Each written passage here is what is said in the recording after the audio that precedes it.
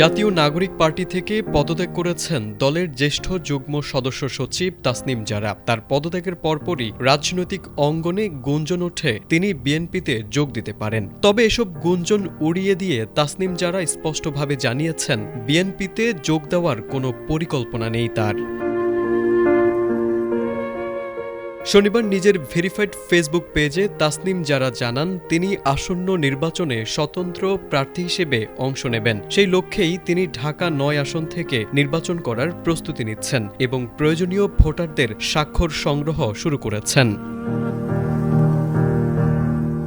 রোববার সকাল থেকে শুরু হওয়া এই স্বাক্ষর সংগ্রহ কার্যক্রমে ব্যাপক সাড়া পাচ্ছেন তাসনিম জারা।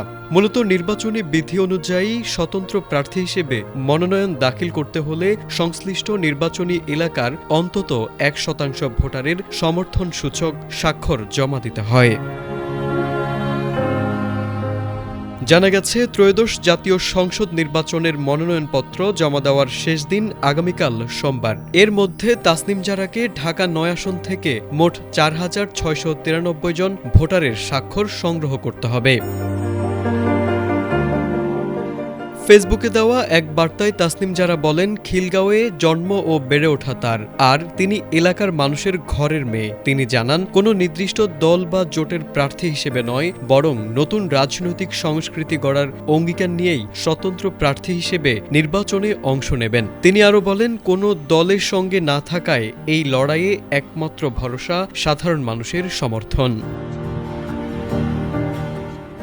তারেক আজিজ, এটিএন বাংলা।